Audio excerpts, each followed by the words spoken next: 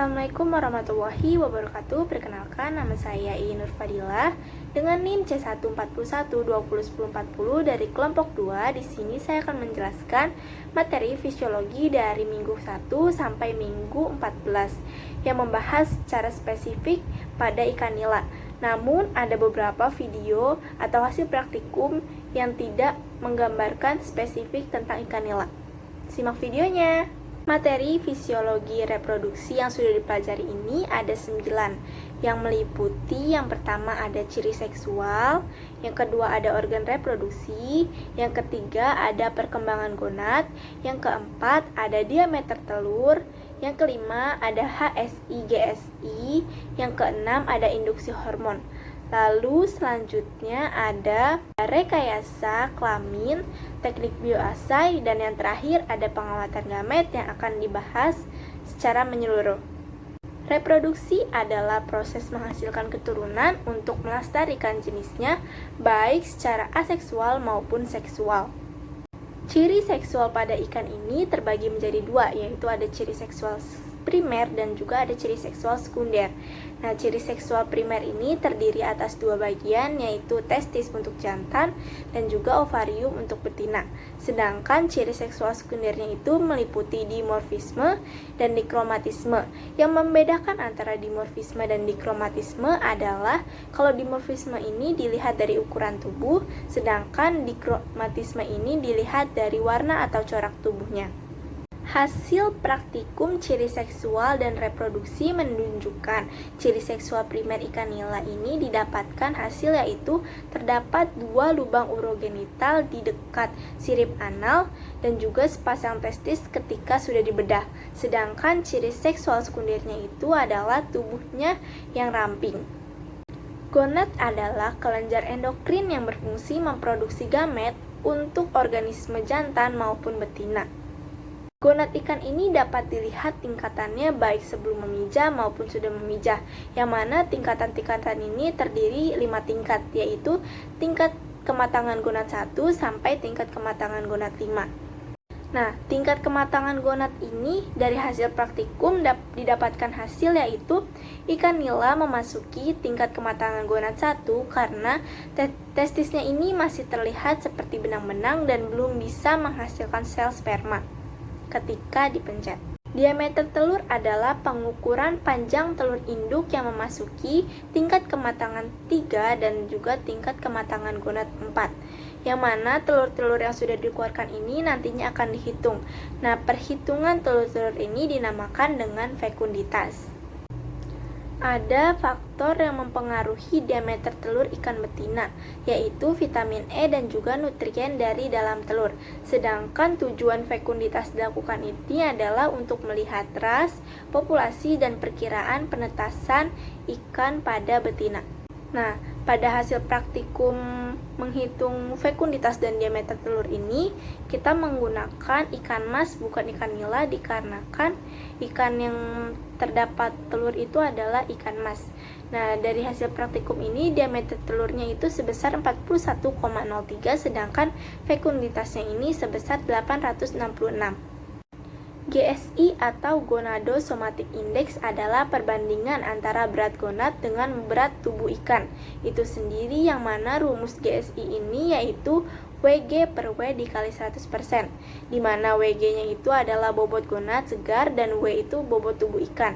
Sedangkan HSI atau Hepatosomatic Index adalah perbandingan antara bobot tubuh ikan dengan bobot hati ikan dengan rumus WH per W dikali 100%, di mana WH-nya adalah bobot hati sedangkan W adalah bobot ikan.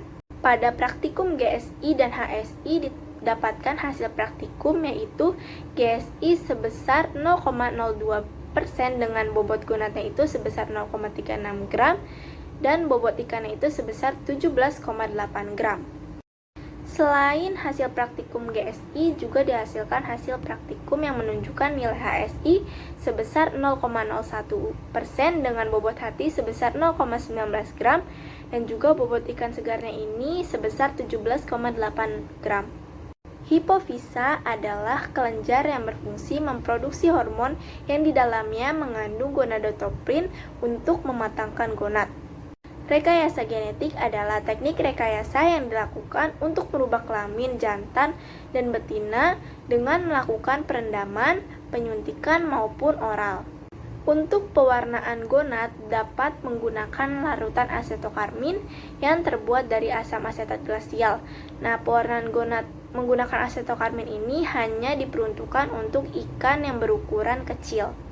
Ini merupakan video dari hasil praktikum rekayasa genetik dan juga induksi hormon.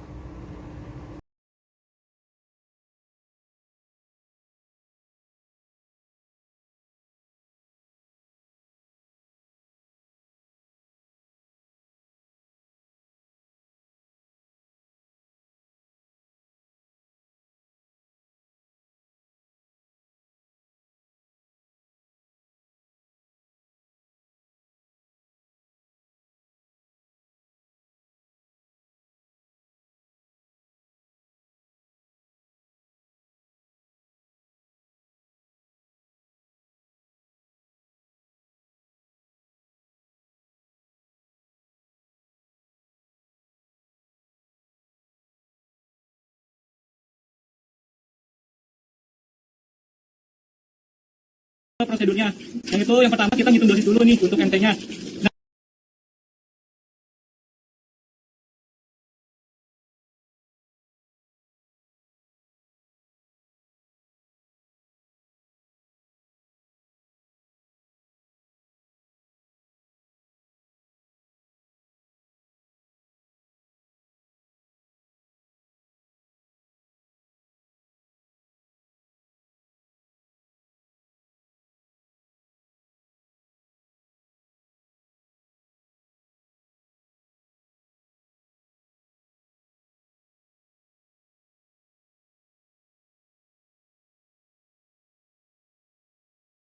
Sedangkan untuk hasil praktikum pewarnaan menggunakan asetokarmin ini didapatkan hasil bahwa ikan nila kecil ini memiliki alat kelamin jantan yang ditunjukkan oleh sepasang testis, dan hasil dari mikroskop ini terlihat bahwa gambar ini menghasilkan bulat-bulat kecil.